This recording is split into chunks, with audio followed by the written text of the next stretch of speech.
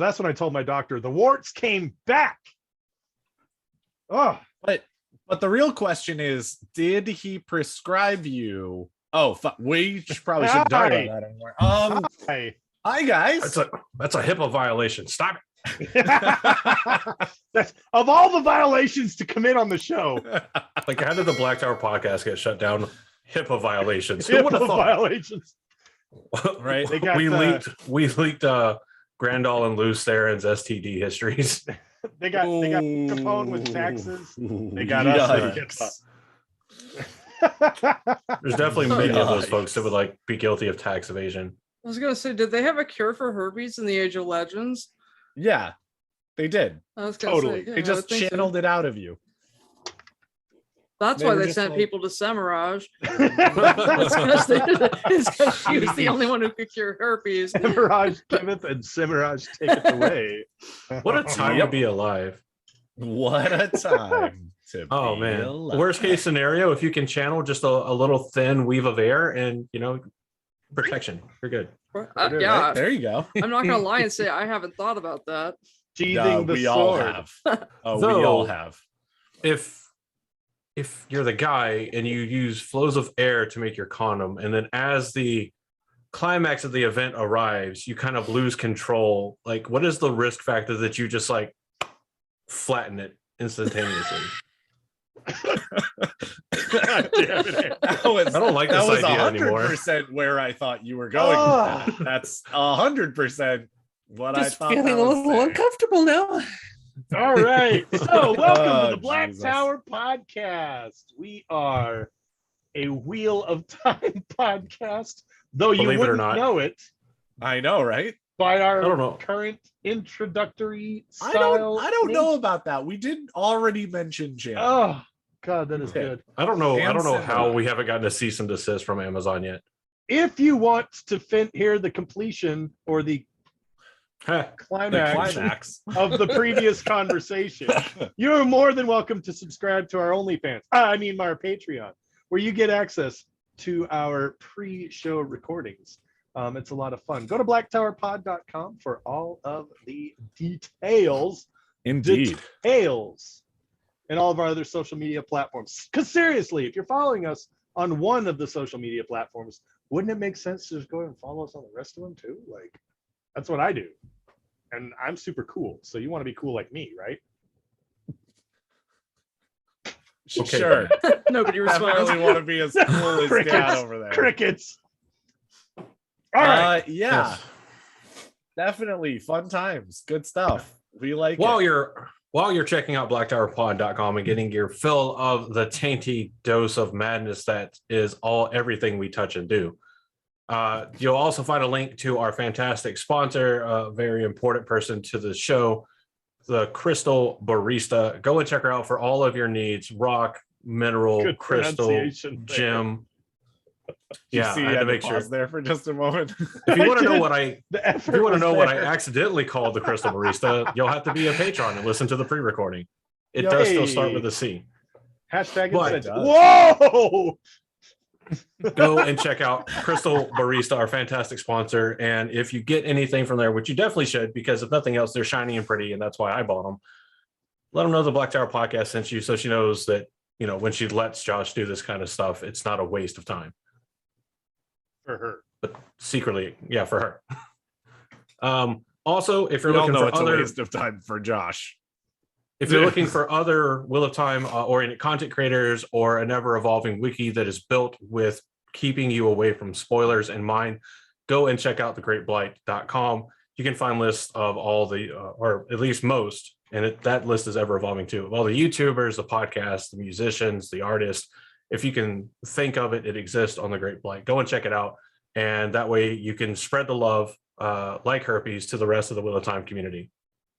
Then we'll need to send you Samarag. Last but certainly not least, make sure that you go and check out New Creations by Jen. That is a fantastic shop that does a ton of Wheel of Time content creator style merch. And then Rob from Weekly Wheel News does a lot of just Wheel of Time inspired merch. He has a fantastic souvenir series. So go and check all of that out, get your stuff from there. And it is the only place that you can get Wheel of Time content creator Frosty mugs, insert asterisk and fast talk here, with the exception of the Dusty Wheel mug, which can be found on Zazzle. true. So That's true. go and check we do all recommend of that out. that if you get a Dusty Wheel mug, you actually just get yourself on the Dusty Wheel, because then he'll send you a Dusty Wheel Mhm. mug when they're on sale. That's the way it works. It's more legit that Just way. 20 life hacks to the Wheel of Time community you may not know. They don't know And I know if you that. actually get in really well with Rob from Weekly Wheel News, there is a chance that if you're good enough friends, then on your birthday, he will send you a print of one of his most famous Weekly Wheel News covers, because you're such a good person and Defaced by the artist himself. yes, indeed. So, and With if a Jordan Con happens to Sharpie. be in July when your birthday is, and you're both there, he might just hand it to you. Yeah. It's pretty So- good. It's And pretty then sweet. Huh. the fun part is, in response, you then get to give him in person the first and only in-person giving of a sword coin, That's true. which is pretty So- awesome. Beyond all the people that for some reason and somehow tolerate us and work with us that we all just finished plugging, I am Andrew, your Bajan Mahale. I am Josh. You're sort of on the hail. And I am Daniel, your Amin Khan Mahale. And we are here to, as we said at the beginning, talk about the Wheel of Time. But it's not just us, because something so incredible just happened for the Wheel of Time fandom. As we're recording this, I mean, it was a couple days ago, but it's fresh in the memory. The end of season 1 of the Wheel of Time TV show just happened for us. As you're listening to this, it was totally a last year thing. So happy New Year to you if you're not listening to this live. So happy New Year to you. I hope it was everything you wanted and more, and you didn't do anything any of the three of us would do, or do Right. all the things we would do. I don't know. Yeah, something But- like that. It was such an epic event that we cannot possibly even consider tackling this discussion on our own. So Correct. we have 3 fantastic guests that were kind enough to last minute agree to come on, because we definitely planned things out well in advance. Oh, That's yeah. true. We did have a plan, but plans change. Plans do And change. we have some fantastic. Ashaman! Assemble! Change the plan. Wait, what? We have some fantastic friends in the content creator community and the Wheel of Time community that are that were more than happy, or just was like, yeah, fuck it, I've got nothing else going on, I'll do it. Either way. to join us here. So first, we've got Jim from Fantasy for the Ages. How's it going, Jim? It is going great. Glad to be here, guys. Also, Excellent. a winner of our cocktail mixology contest at the Gathering Madness. So That go is back, Best correct. story out check there. out that Whoop, video. whoop, whoop. Check out that video. Which, and check of out the course, drink I too. also love. Oh Jesus, that one was so strong. Hey, that's I what I'm also drinking love- today. Are you? He's serious? Excellent. That's awesome. A 14 for and you a guys. peachy crown. Indeed. Woo! Also, Which- I do love how the night that we did that, we edged Jim so hard. 'Cause we You went went- no, back he and didn't. Yes, forth he did. on No, he whether didn't. Yes, Four he did. Kings is gonna win something. I won. I don't win. I won. I did what? Yeah, It was it great. was so bad and it was so good at the same Oh. time. It was so Gotta funny. leave them wanting more. Oh, Jim, yeah. It's true. tell everybody what it is you do and where you can be found. Like All on, right, on the thanks. interwebs. If you want to give out your address, go for it. But Yeah, Please do. I Just, wouldn't recommend it. You'll get Fantasy for the Ages. My son and I do a podcast. We live in 2 different worlds. Half of it is totally Wheel of Time content, working our way through the series. We're just about to finish The Dragon Reborn and shit. keep We're moving about to on. get into the best book. Ooh, good stuff. Absolutely. The other half of the time, we talk about just all other sorts of fantasy and sci-fi garbage, whatever we feel like talking about. We just have a good time.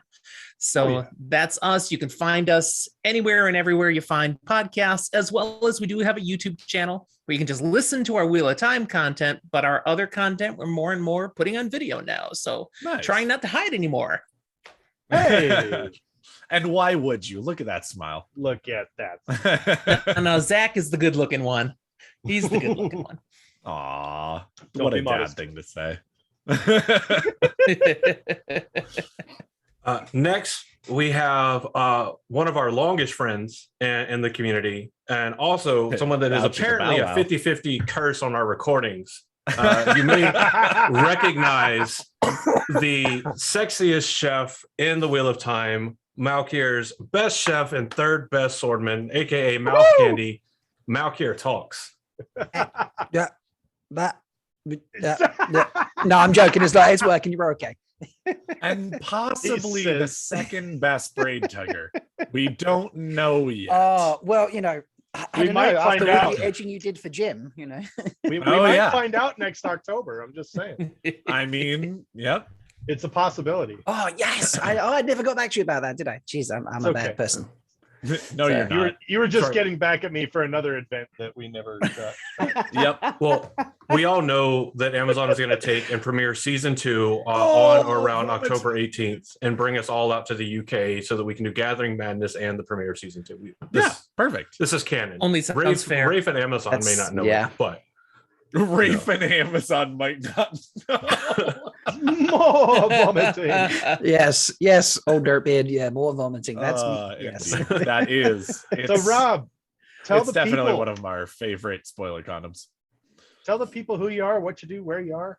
Oh, How I you don't do? do anything. I'm Nothing? no, I'm Um, joking. Which is I do. funny because he does Everything. I don't Man. do everything. I do. I do enough. You do everything. You If devil. it's not Dusty Wheel related, you do it. Oh wait, you also do Dusty Oh! Wheel sometimes, so you do everything. He I don't do seriously every. does. All right. I help out. a Also, few he said people. We'll leave it doo-doo. there, but no, I have a podcast. A lot of theories, a lot of fun chats. Different people all the time. It's rare you see just me. Hear just me on the podcast. So that's a lot of fun. I do a YouTube, cook, narrates, all that sort of fun stuff. A weekly show, Threefold Talk. Where you can come see the stabby stabs, which is a lot of fun. So gotta love the stabby There you stabs. go. Um, Oh, stabby stab. free yeah, we're working on therapy for making the a whole wetlander. collection of gifts, just, based on. Oh, why did you make me sad? Because in the Oh. show, one of the IEL gets stabby stabbed. Oh. She does a lot of stabby stabbing before she gets stabby stabbed. But Yeah, she this gets is true. stabby stabbed, and it makes. But it's me great sad. because Threefold Talk is like free therapy for wetlanders.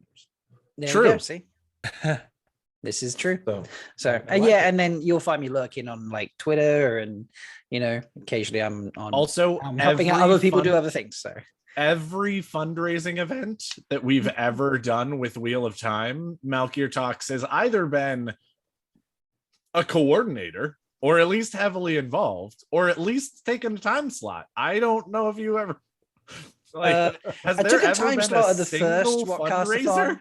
I took a slot at the first Whatcastathon, and then Leafcast killed it on me, which was fun. And then remember so that. I got like half an hour out of my hour and 15 minutes. And then on the Oh hey, we know what that's like. and then I did, Andrew and I we did our own one, and then I helped coordinate on the second Whatcastathon, and then I carried on doing it. No, you did the second Whatcastathon. Yeah, pretty I was was gonna say he's very again with that modest. modesty. you and love Cheyenne the part did of him. Whatcastathon. I was just there in the background, like, let's do the same Oh, no, giveaway. I got it. you mean what a holiday? Oh Yes. yeah, duh. Yes, Everything What a that starts holiday. with what? I just get confused. I don't know names. So So, yes. What? you'll find me around Malkier- a lot of the places. So I help out here and there and everywhere with Yeah. a fair number of people. And, Well, so. Malkier But- is here, so you are here. Your Yes. heart is the blight. Yes. You're goddamn right. It is. So How long have you Malkier known Talks on all the platforms. Go Yes. and No, check him out. actually, You're not here is the you're not blight. far from 1,000 subs on YouTube. So I'm I think about Damn. 730 at time of recording. So it's like, Damn. I'm Look getting at there. this guy. so go and sub on sub on YouTube. It's definitely got to be good. If Brandon Sanderson, if Brandon Sanderson shouted out on his weekly updates. Oh, he called me a friend of the channel. I was just like, oh, okay, I didn't realize that. Yeah. But yeah, okay. So It's no- official. You guys are You- friends now. You got to come to the next Jordan Con he's at and just walk and be like, hey, since we're friends, yeah, I mean, do I'll it. be there. Do it. I'm going to next Jordan Con. I'll be there. So. Hell yeah. Yay. but last, but certainly not least, our third guest for this episode. You've heard her before.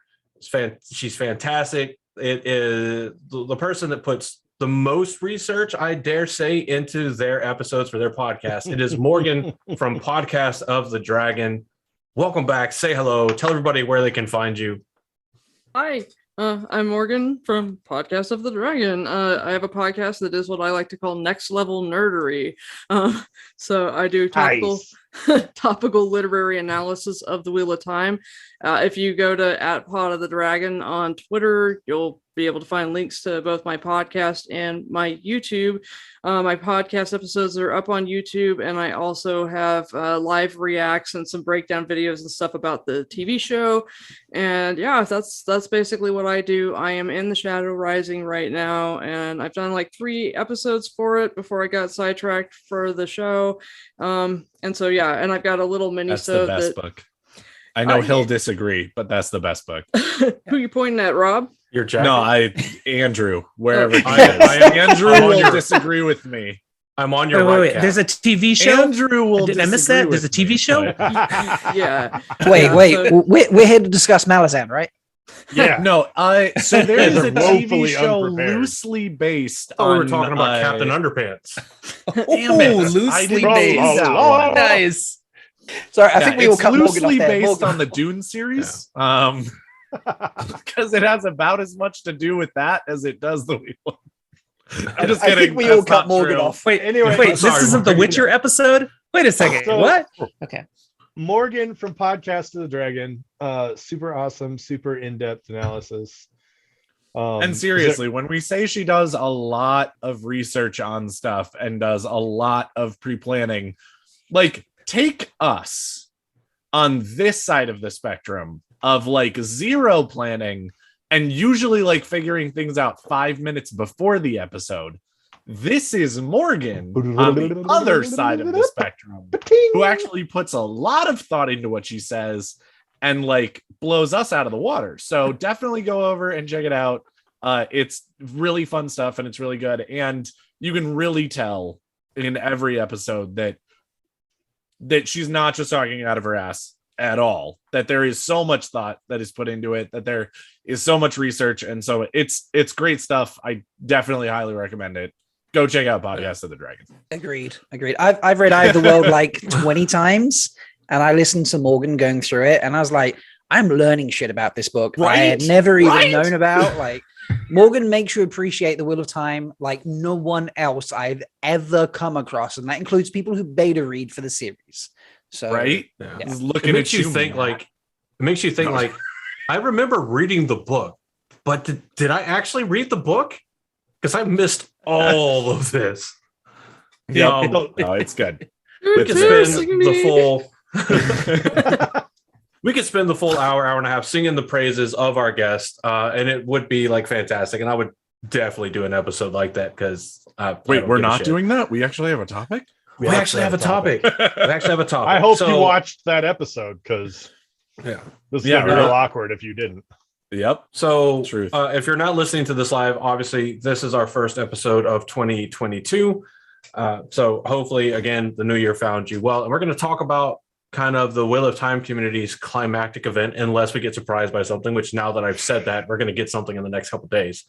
Right. Season 1 finished. All 8 episodes laid bare for the world to judge, and judge they fucking did. Correct. Oh yeah. Since mid-November. But we're gonna pare this down, and we're gonna do like, as of right now, end of December, everybody on YouTube in the Wheel of Time fandom is doing, and we're gonna talk about the season finale. I keep saying series. God. We're gonna talk about episode 8. Not the series finale. Well, I Please, mean, not they've the already, series finale. they're basically finished filming for season 2, so it's Yeah. definitely not the series finale. Potato And they've been greenlit for season 3, so I'm pretty fucking sure It's just not the important end to of the clarify. When Andrew said that, there's someone out there going, "Yes, yes." series. Right? Fuck that guy. No, there's more Fuck coming. that guy. Fuck We've that seen human being. We've seen Okay. your petitions and we laugh. So I've seen that petition too, and I was like, Yeah. oh my, I've seen some horseshit petitions Well, in my time, like, but guys, this one is okay, impressive. so I do actually want to talk about that petition for just a moment. And it's just a comment and just say, we have the internet now, guys. There are petitions for everything. The vast majority of them don't go fucking anywhere. Sometimes you do actually get Sonic the Hedgehog reanimated, but the vast majority of the time you get nothing. I said good day, sir. So like, I'm pretty sure that nothing is going to come of that petition, and it's a good thing. Yeah. Somebody create a petition to cancel the Black Tower podcast. So I can laugh. Right? Oh, it's happening. I will So make eventually. Before we get scenario, truly, I one of will us. start that petition. before we get truly into the episode, we're going to make sure that everybody is protected from spoilers as much as we can, because we spoil things. We are a spoiler podcast. All of our guests have finished the series, or at least, consented by proxy of being here to being spoiled for the book series. So we're going to make sure anybody that is listening or watching, you have this warning so that spoilers are inbound. And here you go. Welcome to the Black Tower, a Wheel of Time podcast. All right, let's check here. Okay. Oh God, who is this? This podcast episode will be spoiling books 1 through, let's be honest here, whatever Josh lets slip. So how There about you you go. pull that spoiler comment all the way on?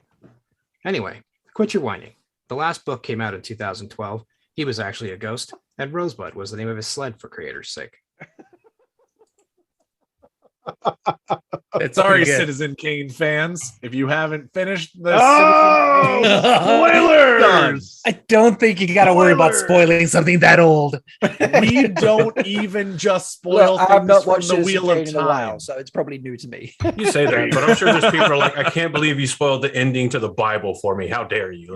Like, Yeah, he comes back. that's not Weak the writing, ending, in but my all right. opinion. That's Anyway, not the end. Anyway, so what we're going to do Oh, first. wait, are we going to address that statement there? right? We're not. Spoiled the Bible. So what we're going to do first here, because it's going to be interesting to see if our opinions change by the end of the episode. We're gonna round table this, and we're going to start with Josh, and then I'll just call the next person. Whatever. Cool, I'm not sounds good. planning this. And we're going to rate on a scale of 1 to 10. Hey, Morgan. Huh? Remember what we said about not planning? On a scale of 1 to 10. because you're used to planning. On a scale of 1 to 10, for whatever metric you want to use to rate the show, whatever that scale encompasses. On a scale of 1 to 10, what do you rate season 1, episode 8, the series finale? Fuck, I did it again. the Season 1 finale. I can correct Season myself, Dan. 1. Are we Finale, also doing the season itself, or are we just doing just the episode 8? Copy that. Hashtag WoT finale. I got to give it a 6 out of 10. Okay. 6 out of 10. I'm Rob, happy to defend my stance later. Yeah, no, you'll That's get what a the rest of chance. the episode is for. Yeah. Was I next? yes. Okay. I am giving it a pretty solid 8 out of 10. Nice. Oh, Amazon shill. It's a joke. Oh, It's a joke. Wow. Look, Yeah, okay. you know, he's getting fat Hear that stacks. justification later. They're sending me a hovercraft because I don't live near a river or a lake or the ocean. I don't live close enough for my yacht, wanna so they're be a sending me a shill. hovercraft instead, okay? You got a Okay, hovercraft? fuck it. All I got was like their budget Tesla. What the fuck? Anyway, That's not even the same company. Look, it's Fuck because, you, I'm, Andrew. it's their because I'm budget closer to Tesla. Prague. That's why. Oh, that makes sense. There it is. Okay, Uh, so Daniel. So I'm actually going to be even more shilly and actually give it a 9 out of 10. Whoa. Yeah, I'm going to hurt a lot of people in this episode, but I'm going to give it a 9 out I of 10. think you're going to get hurt. Oh, Emotionally. I doubt it. Emotional I really damage. doubt it. emotional damage. All right, Jim. It's a solid 6 for me. Yep, there it is. Lowest rating of any episode in the season. Damn. All right. Me too. Okay. I'm going to go in the middle of the rating system. I'm going to give it a 5. Wow. I'm going to give it a 5. Okay. Yikes. All right, Morgan, fair. I swear, I will not ask you to go last this entire time. Every time I ask like somebody to go last, Morgan, what's Morgan, Okay, you're your last just every the time. order in which his Zoom is put together. It's fine. Your Zoom windows Yeah. around. So I'm gonna give it a 7, and that's still the lowest rank of episode for the season because I gave episode 1 a 7.5. But like, you know, my rating bumped up after watching it a second time because I was Yeah. kind of mad the first time I watched it. There you go. There you go. Yep. Yeah, Same thing. I'm pretty sure Josh Stop- and Andrew both stop gave it like a 3. Stop politicizing allegiances here, right? This isn't Magic the Gathering. All right, this is war. Damn it. Wow. And we're all on All's fair in separate, love and war, semi-similar corners of the ring. We are. We absolutely This are. is gonna be great. So, it seems like potentially some of the best ways, or the best. I don't know. I'm saying the best way because it's my ways? thought, and I'm definitely not biased on my own thoughts. Shut up. Let's just talk. Let's just talk through the episode, right? So we get the cold open, and we finally get to see somebody we knew was cast. We knew what role they were playing, and we're like, when are we going to see him? How are we going to see him? Is it going to be, just like everybody was looking for Pat and Fane throughout the season? We're like, oh, is Luce Theron going to be out of the corner of Rand's gaze this whole time? Dude, And no. Pat and Fane is amazing. Fuck. Oh yeah, God, I love I Hashtag love Fane Pat. spotting. Johan is so good. We get an I hate opening. him, but I love him so much. We get an Keep opening going. that starts us with the caveat of 3,000 years ago. I kind of wanted them to sit there and be like 3,002 years ago, since they aged everybody up about 2 years, because it just would have been funny. But Well, it doesn't and say we get to see- exactly 3,000 years ago, does it? But it You're also wrong, but doesn't it's- have the little Come on. approximately. We all saw doesn't it. say It says approximately. 3,000 years ago. We all went, yes! And then we went, yeah, I mean, what? yeah. When Luz is I like, didn't- who I knew the didn't fate do of the that. world would be decided in a nursery? I was like, who knew that the bit of the prologue we would get would be in a nursery? Wow. So we get Luce there and talking to the Watcher of the Flame. Latra. Latra. A Tamerlane. The Yes. Tamerlane. Dat And- Tamerlane, though. They're discussing. Obviously, Luce Theron is pushing for this campaign, this effort to go and cage the Dark One. Oh, we can do it. We can do it. And he's like, no, we got this. It'll make the world safer. And Latra. Latara. Yeah. Okay, I'm just making sure I'm saying it right. Yeah, no, you're and 100% Latra's like, I mean, you're serving your own pride. And we get this whole exchange between the two of them. We get to see Luce Theron with a later in the episode, familiar sort of golden ring bracelet band thing. His sling ring. Wait, hang on. It's a fancy sling ring. And then It's we get actually this a really- less fancy sling ring, if we're being completely honest. The sling rings then- are fancier. This is just a fucking like 3-finger gold band. Yeah. And then we get to see a glimpse into the Second Age cities. Personally, I think Paradisen, because they're talking about caging the Dark One. So the Sharom and Column Dom have already been destroyed, according to the books. Presumably. Yep. Yeah. Book. So book, I think canon, and timeline. Paradisen, but it's, if you look at the skyline that you see, the shapes of all of these skyscrapers that you see when you're looking at whichever city this is, it harkens back to episode 1 when they give this overview of this kind of landscape, and you see all of these kind of skyscrapers, and then in the middle bottom kind of faded in episode 1, but you can clearly see it obviously in episode 8, looks to be a stadium. So if nothing else, and they've kind of mastered, it looks like, Robert Jordan's art of the callback. Something that happens way later calls back to something other. But from this whole scene, now that I've described it and left out 1,001 details, what do we think? We'd be here all kind night of if you did yeah. that. I'll try to kind of guide us in a round table so that we're not all talking over each other. Starting with Morgan, right? Yeah, Starting with Morgan. Wow. you know me too well. Starting with me, I was sad there weren't dead babies. I was really hoping that it would start out with I was hoping that we What would did you actually say? get like a really, I was like, oh, he's, leaning into the crib. The next thing we're gonna get is like, him going insane. It's good because we've. One of my first things I do after I watch the show is to go onto YouTube and start watching the non-reader reacts, because those really inform for me the show writers' choices in the changes that they make. And so I'm like, okay, I want to see the reacts to the cold open. Like their reacts to the cold opens to like episode 7 were some of the most fun like watching I've done. So I was like, oh, they're gonna see this. We anticipated that it was gonna be the 3,000 years ago that we were gonna get basically the prologue to book 1. And so instead I got this like kind of dull, just like, here, we're going to have this conversation and then get a look out a window and that's it. And I'm just sort of like, no dead babies, no sadness. Where's the tragedy? This is not very exciting. So yeah, I was disappointed. Cue the trope. All right. Stoic man looks out window. Truth. So, yeah. Go ahead. No, Jim. that was, yeah. All right. Well, a lot of the same things that Morgan just said for sure.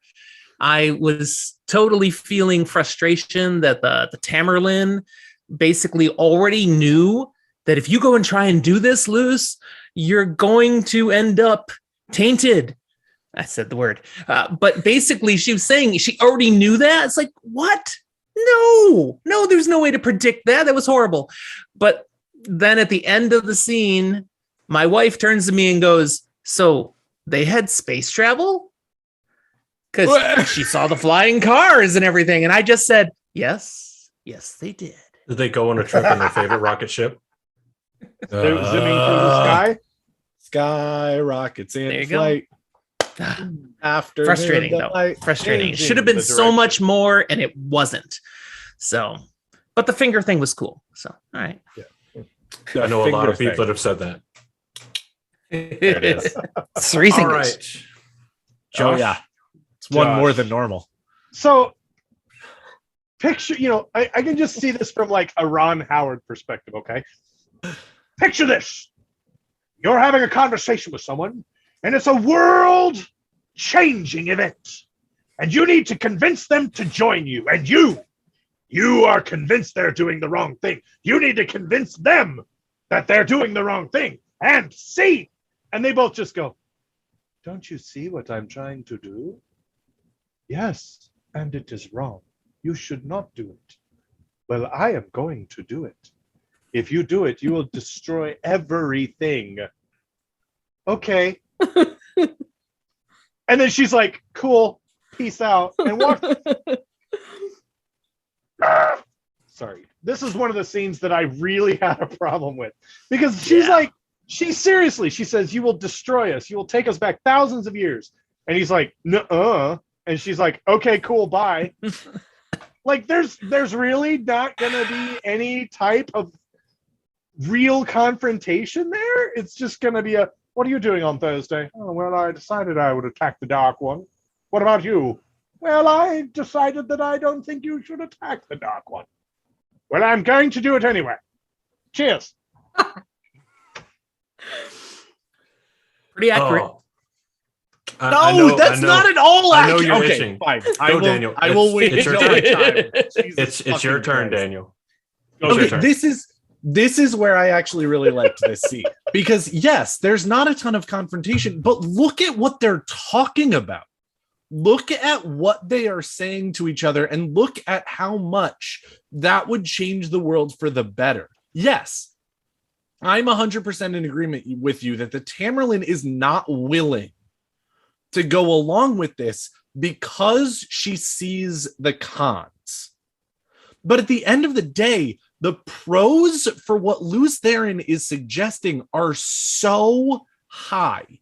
And the hope springs eternal optimism of what the world would look like if that is actually successful is so life-changing that in the end, if I was the Tamerlane, I wouldn't fucking stop him either.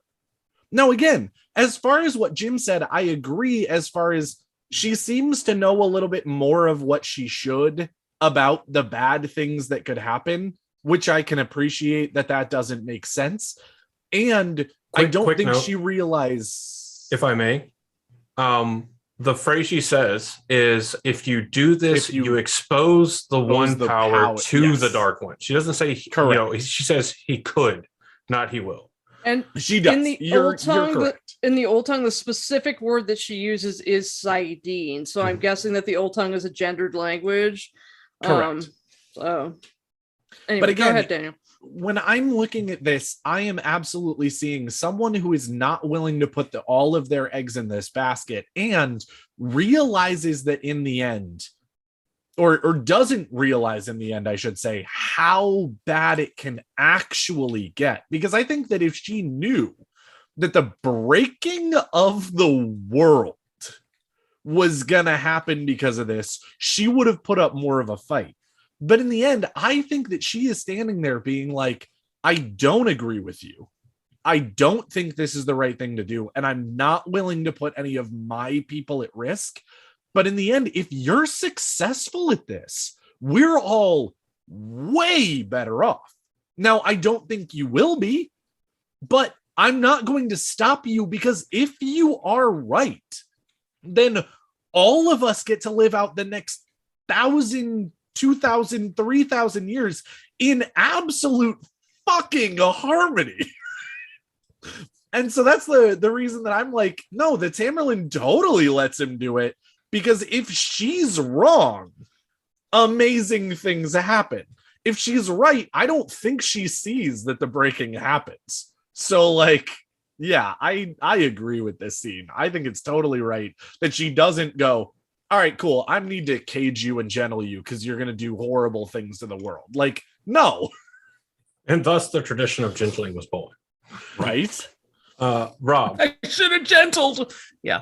I've watched the episode. 20, Jim. Like, seriously. Anyway, sorry, Rob, go ahead. I've watched the episode quite a few times. I love the old tongue being spoken. That I love. I think the fact that she talks about exposing the power to the Dark One and that, I know it seems like she's got too much information, but to me, it came across like a greater understanding of how the powers work and how the Dark One's power is working. Because at the end of the day, they discover the Dark One because they were drilling into his prison without realizing it, because they understood here's a power that both guys and girls can use. So I think it demonstrated a greater understanding of how the powers, both the true power and the true source, or whatever the appropriate word is there, because I can't remember off the top of my head properly. You got both of them. I got them right. Yes. Yeah. I know what I'm talking about. Yay.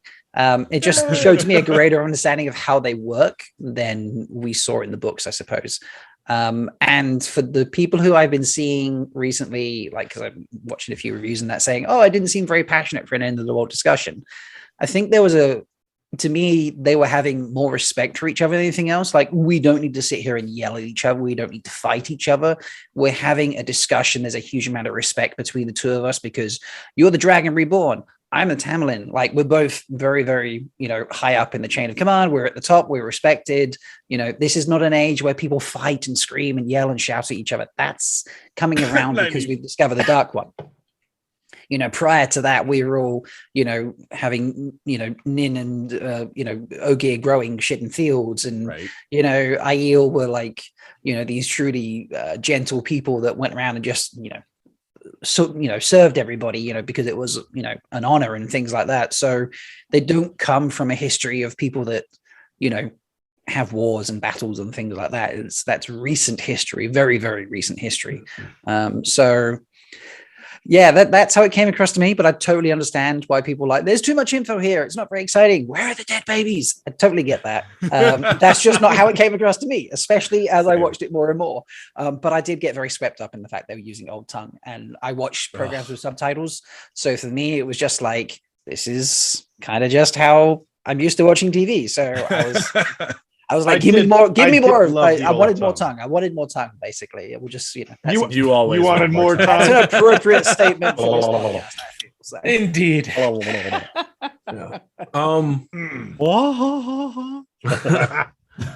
So for me, as far as TV goes, I enjoyed it. There are definitely things that made me cringe, and I hated about it. One of the things I liked is it felt additive to the actual prologue, because everything that happens, at least in the overall theme, is from source. This is an actual Latra, yeah, Lastra. Latra. Yeah. We know I don't know these things. Latra was an actual figure. Latra is one of the detractors from Lews Therin's like knee-jerk plan to take, the 100 companions to cage the Dark One. And in the series, 99. she proposes an alternate plan. Sorry, that's later on in the episode. Where Okay. fucking Ishamael specifies that he only had 99 people with him, Yeah, and because he's one one of the 100. of the 100 companions. Yeah. Even though I think in the books it's like him and the 100 companions, but it could have just been the name 100% of the group. Anyway, that, yeah. but because in the source, but in the books, she has a alternative plan to use the Choden She call does. to take. And well, if we're going to do this, she used an overwhelming amount of power to do it. And Lews Therin's like, oh, we can't wait. An overwhelming amount of dignity. Yeah. We're going to seal the Dark One away with an overwhelming amount of dignity. Yep. The thing that I hated most about the cold open was the stereotypical tropey man risking everything to save his family shtick. what? Hated it. I hated it. I will make this world safe for you. He says at the height of humanity. As everything starts it. to fall apart around them. Well, It's the height of I okay, hated it. I'm sorry. Sorry, because it took not my time. Sorry. It took Lews Therin's whole like motive for this and condensed it down to just I just want to save my family. And it's a trope that I'm tired of in fantasy. It pigeonholes a lot of the male psyche, and it's one of the areas of like male portrayals in fantasy that I actually generally will, when I notice it, which isn't often because I'm fucking dense, but that I will try to call out. I don't love it. I didn't like it. Can it resonate? Yeah, because of this emotional scene, but I didn't love it. To me, the whole coolest thing was just the glimpse of what I again think is parent decent, but of the city outside this futuristic world. So, but I think if you look at it as like an additive to the prologue we get in the Eye of the World to give you like the kind of precursor to the prologue and kind of what happened before he went and challenged the Dark One, I think it's really cool. But one of the things that I'm sorry. Go One ahead. of the things go I found Go ahead. confusing about the beginning is I can't determine whether the Dark One has been released from his prison or whether the narrative is that he's been out this whole time and they're just making a play to, cage him away. Because that's what it seemed like. It didn't seem like there was a war going on. It didn't seem like there was darkness, and so I'm wondering if the narrative is just sort of like the Dark One is was just loose or whatever, needed to be caged because reasons, or that he was deciding to do that from a sense of hubris, like this would be a really good idea, but not because there was an actual war of power. So I was confused about like what the narrative right. was they were It wasn't going clear. for. Fair. Yeah. It wasn't clear. Yeah, that's fair. I mean, And granted, I assumed that it was my book knowledge, but that was not fair because I sometimes assume that in episodes when they are making it more for non-book readers than anything else. go ahead, It's Rob. true.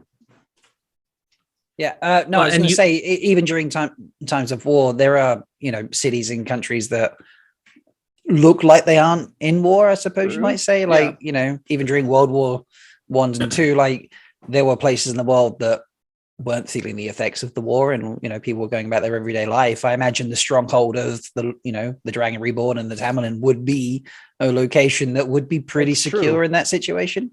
That was the other thing That was my when- instant thought when you said that, but is it that was she not called clear him in the the Dragon episode. Reborn. I was like, but I want Yeah, to we could go differentiate off on that one for a while. But then I watched a non-reader react, and she was like, "Oh, he's the Dragon Reborn," and then she started talking it out and was like, "Oh, it must be this repeating cycle," and so she just kind of had this, thinking out loud moment and kind of figured out for herself, oh, it must be this repeating cycle of the dragon fighting the Dark One. And I was like, that's why they did that. That's okay, exactly- it annoys me, but it was a smart narrative choice. Same exact reaction to that, because Yeah, there are so many things that bother us when we have the whole book context that if you pay attention to what the non-readers are saying, they're not troubled at all. It makes good sense. So in that sense, the writing of the show is working. So much of the writing is really smart. So many of the choices they make are really smart because they're just so successful narratively for the non-readers. And so I'm like,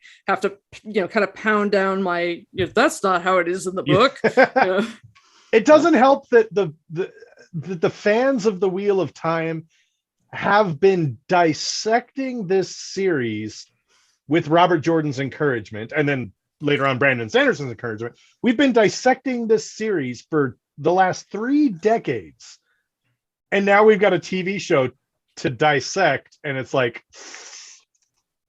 I can't do it with my current foundation of knowledge. What? I like that though.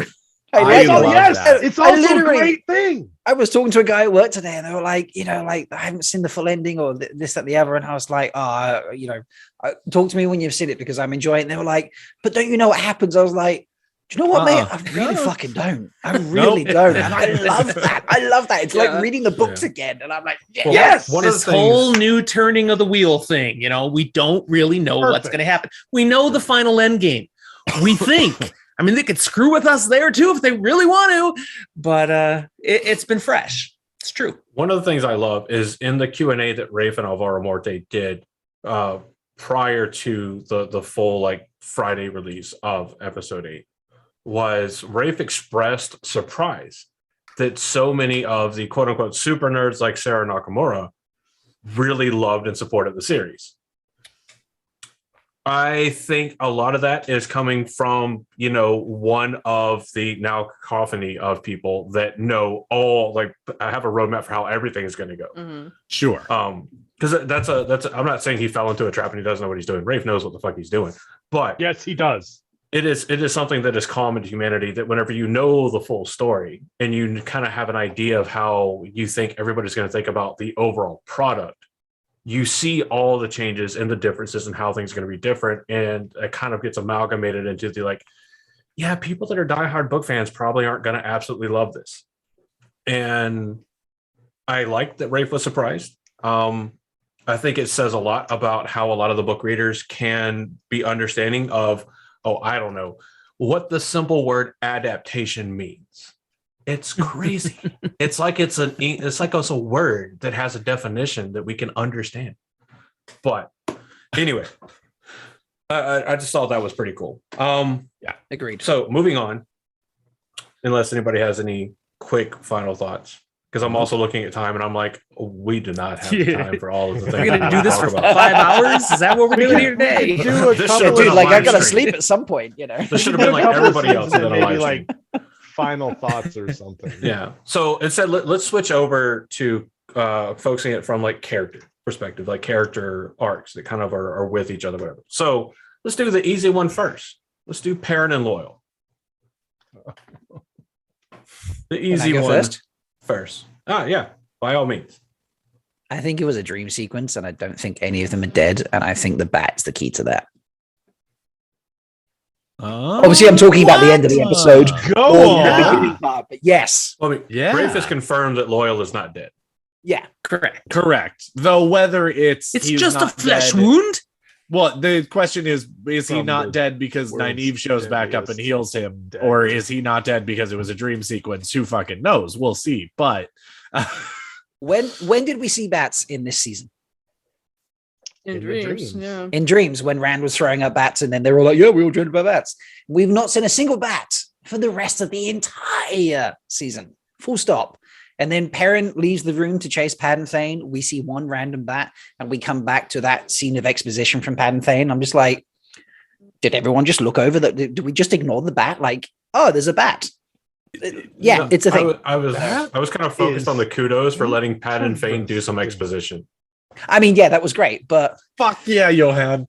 I was like, oh, the peddler that travels and tells stories gets to tell about a story. That's awesome. I like it.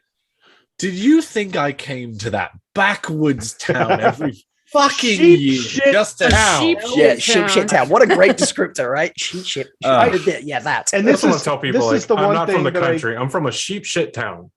That's right. And this is one thing I've said that fuck everything else. The one thing that the Wheel of Time TV show has done 100% correctly with no reserve is the spirit and Call it by the nature right of series the name. characters. The characters themselves are identical into the now the situations are different, so their reactions are a little bit different. I would But argue Ishii is different, but I'm making Sorry, scrunchy I feel like face I've here, man. hijacked the conversation and not about Perrin and Loyal and just made it into that scene. I'm sorry, by the way. have you been No, to the you're Black? good. It's funny. You're I good. just That's read it. somebody No, in live chat is like, oh, they're actually sticking to topic, and I'm like, Are we? I mean, yes, but also no. I so we've talked at great length on the show about how Perrin is edgelord. We want him to do something. Perrin, please, for fuck's sake, do something. And he's like, I don't know what I don't know. I mean, The last time I I don't did something, I know. killed my wife. I don't know. Like, That's like his whole shtick up until the last battle. Like He's the the last dog day with the of most last tolerance battle. for brat energy that I have seen. So for don't Perrin, want to agree I- with you, I but actually- yes. I was just fine with Perrin's I'm trying to follow the way of the leaf and Loyal being with, because I feel like he and Perrin would be natural best buddies in that situation. So yes, they would be together doing their thing. He would be frustrated. I loved it. I loved Perrin and Loyal from a show perspective. Now, did it anger me that Perrin didn't do anything? Yes, but guess what? It also angered me that Perrin didn't do anything. The whole fucking book series. Yep, there you go. There you go. So Fucking it's, love this it's guy. perfect. What you got for us, Jim? Well, Destroy I Josh. think Do they've, it, Jim. I think they've Destroy suc- Josh. they have succeeded in making Perrin the least likable character of our Emmonsfield 5, which is just wrong. That is You didn't not think how him we laying should in feel bed? about Perrin. Is it though? You didn't think Oh, him laying in the man. bed for an Sorry, episode Jim, sorry. was riveting? He's just I get the points that have been made. Josh does not make invalid points here about Perrin, and early in the series and throughout the friggin' series. It's true, but he's just so worthless and unlikable so far. And come on, he's supposed to be more of the warm fuzzy teddy bear that you just feel bad for, and we don't feel bad for him. We're like, you're an idiot. I don't like Oh, that. you miss Rand. not Come cool and with give that. me a cuddle. Man, I have no problem with Loyal, other than he's kind of disappeared weirdly at times. That's more not in this episode as much as previous, but I like what they're doing with Loyal for the most part. It's just Perrin. They're doing him wrong. That's just me. Yeah. So I'm gonna go next. So like me as Do it. the quote unquote moderator doesn't always go last. Nice. So I thought Morgan was the one that went last every time. But you went first last time. I mean, you called me on it. You knew I was doing it before I did it. But Loyal hit his apex when he brought again, this is a previous episode, but when he brought Nynaeve to meet Rand. That was his apex of season 1. That was we got to see Loyal being loyal, just talking on and rambling on about things as Loyal does, being the Loyal we know and love from the books, motherfucker. But Loyal here in episode 8, I mean, if it wasn't so much better fitting his character, he would be worse at doing nothing than Perrin.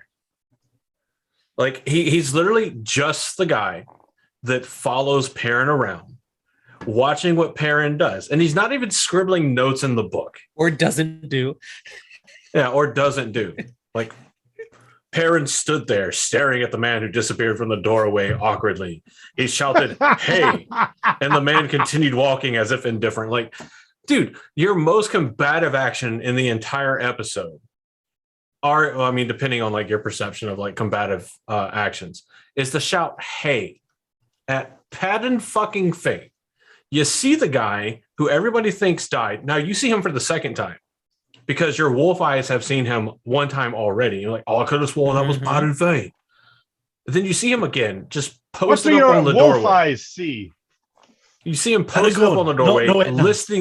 listening like this is the equivalent of like being in the military, and somebody that is not even in the military just walks up on a top secret briefing and just is sitting at the door, just listening. It is pucker factor 10,000. What the fuck? How did you get here? And he's just like, hey. And then you sit there and you're like, should I pick up the weapon? No, I shouldn't. And then you come back later and you're like, oh, well, it's not an axe. It's this wonky looking halberd. So I guess I can pick it up. You know, it's not like I could kill my wife again. Oh, And then you just threaten a guy with it. Like, it's like, have you ever seen that video clip of the guy that's like, he's making fun of the guy trying to mug him for how he's holding the knife? He's like, you're never going to get anywhere holding a knife like that. You're off balance. And that's exactly how Padden Fane looks. Like, he looks at the halberd, looks at Perrin, and is like, huh, cute. cute. And I almost got visions of. Sorry. No, you're good. Go ahead. It's like Gone in 60 Seconds when a guy turns up and he's like, give me the car, get out of the car. Right, you and he's just like, dude, you need a role model, you know? Any asshole can pull a gun. What do you mean, no? I don't want to. Like, I don't want was to. like the chilled version of that guy. Like, you need a role model, man. You need a role model. Like, Perrin bluffed so hard in that scene. And Padden Fane was like, cute. Who are you think you're talking to?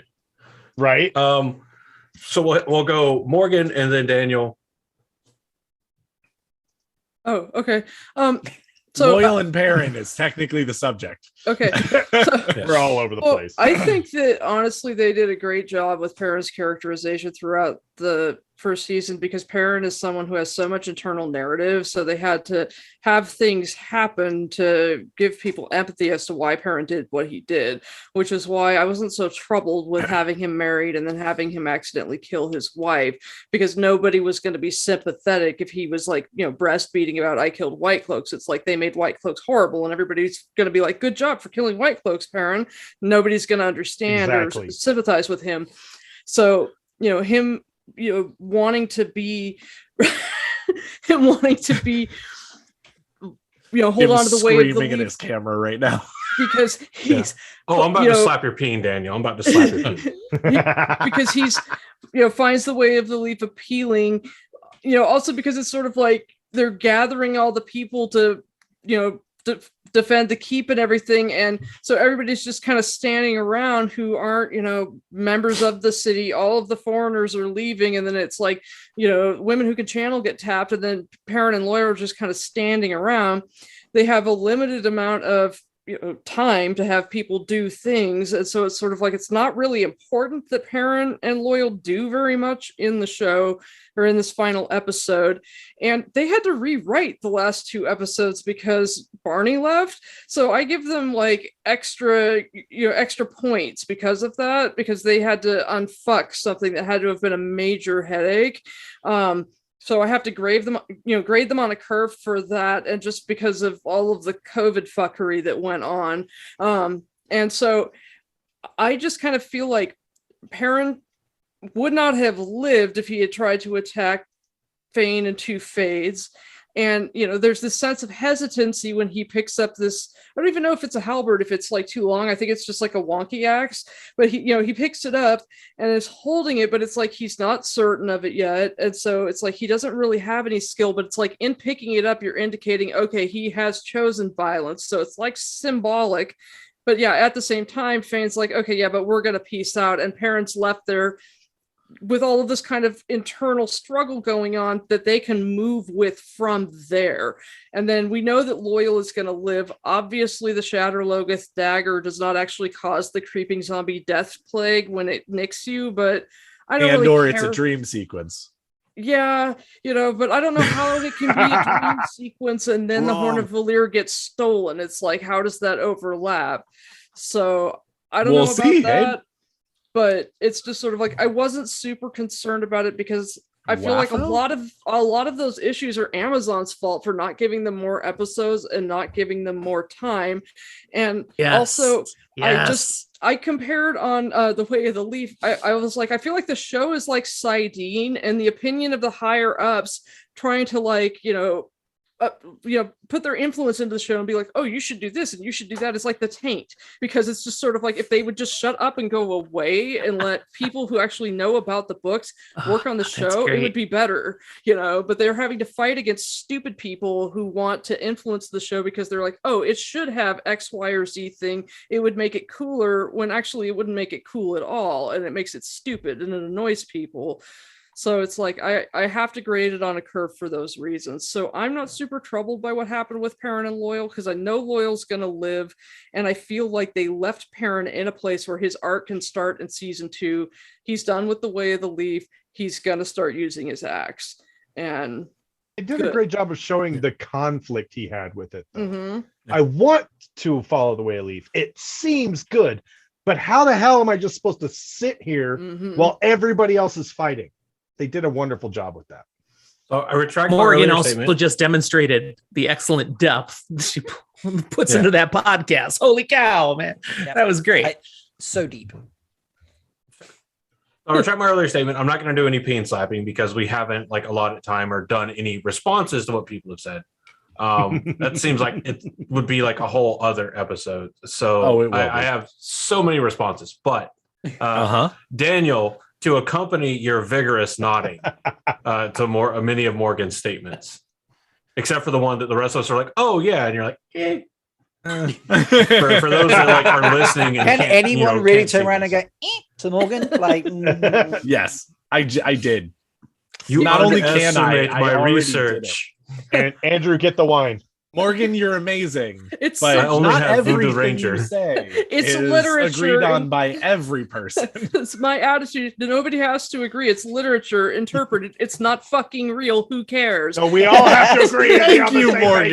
You're a lovely human. The only thing I will point out is nobody has at least directly said that Perrin wasn't acting in line with Perrin's character from the books. Oh yeah, it seemed perfectly genuine. And since there's so much internal narrative in the books, being able to translate internal narrative to action on screen, or getting actors who are really good at facial acting, like Zoe Robbins can get all of Nynaeve's frustrating internal narrative on her face, and then we don't have to acting. My bad. Read it is like so, because it can be so frustrating in the first couple of books to be in Nynaeve's POV and feel all of her childish internal struggles as she's trying to rise above being so ruled by her emotions. So just seeing the emotions on her face is nice. So yeah, I think that they've got really good acting. They've just got good people being able to, through really small bits of acting or just dialogue or whatever,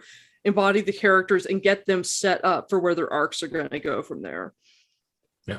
All right, Daniel. And acting is rocked. Absolutely. I know you're chomping at the bit. I know you want to. I can see it. I can feel it. I can sense it. You know what? I can smell it. Go ahead. Oh. So in the best I of ways, actually it doesn't stink. Perrin It's really and good. Loyal are perfectly done in this episode. Again, I agree that Loyal has weird moments of being gone. And there are a handful of times where it doesn't make sense that he's not there. But Loyal is an Ogier.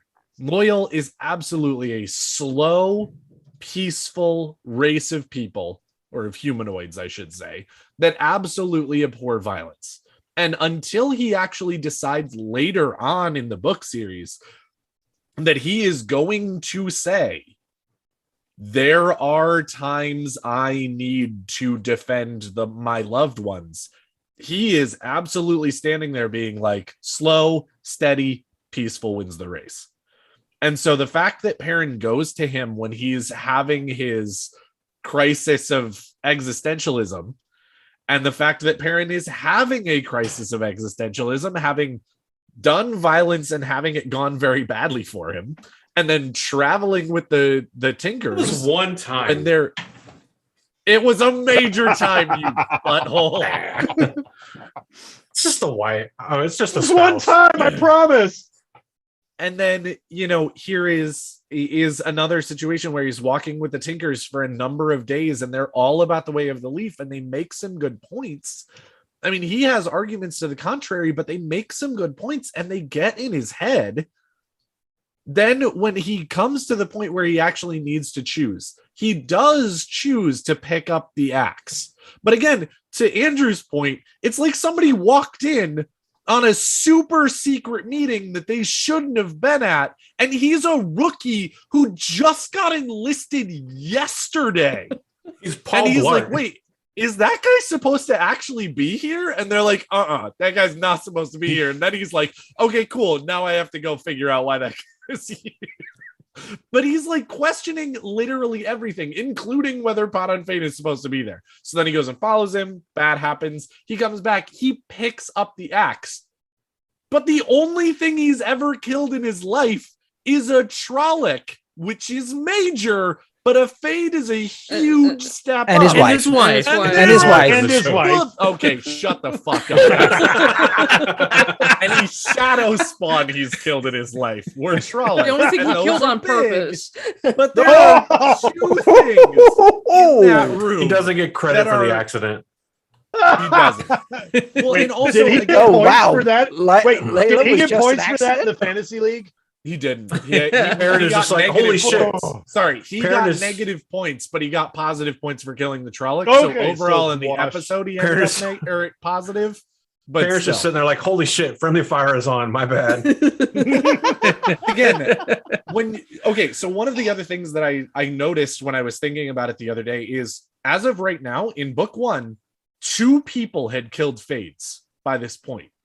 In the show, 0 people have killed a Fade, even with channeling. Perrin is not going to go up against 2 Fades. Yeah. And some fuck who is not supposed to be there, who is terrifying as shit. True. He picks up the axe because he's like, if you come after me, I'm going to defend myself. But he's not going into a fight with 2 fucking Fates. And then Pat and Fane gaslights him by being like, "Oh, you chose the dark," and it's Oh, just like, you're "Fuck so you, dude." evil for picking Right? up that axe. And so again, I think that Perrin is actually being done very much justice as far as Yes. his wishy-washy nature. And again, while I am not in love with that character in books, I get why they're necessary. I get why they work. I get the existential crises. I get why people love Perrin, even though I'm not in that group. I don't need to be in that group to empathize with a character I don't necessarily agree with. So the fact that they're doing Perrin right in the show doesn't make me like Perrin anymore. He's still an ineffectual fuck. Yes. But that's the point. He's supposed to be an Yes. ineffectual fuck.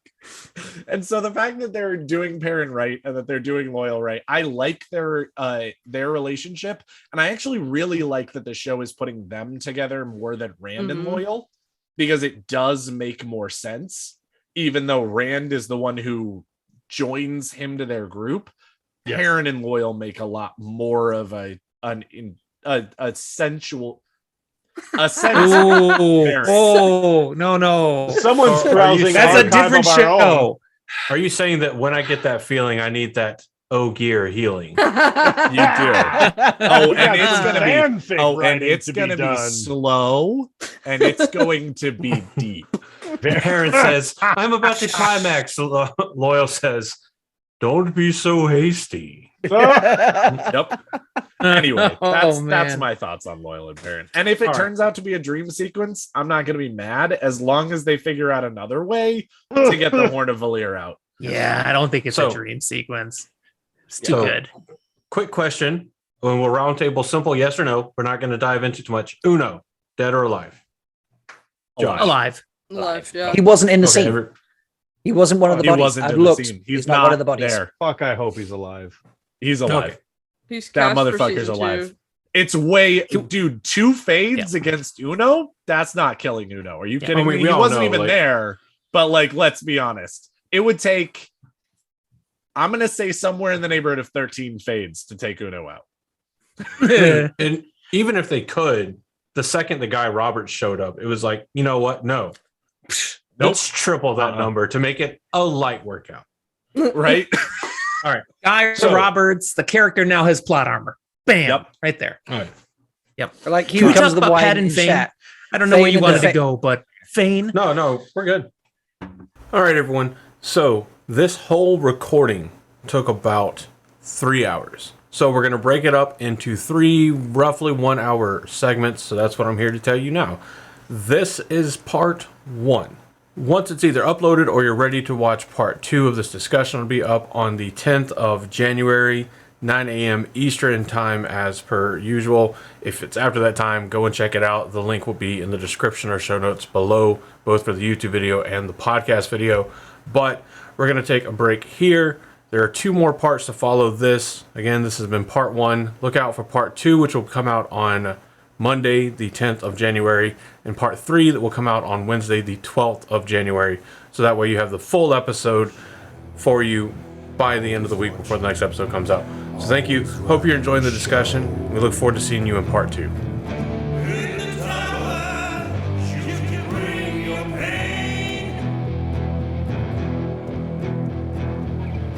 In the tower, you can feel the strain. You've been having so much trouble just fitting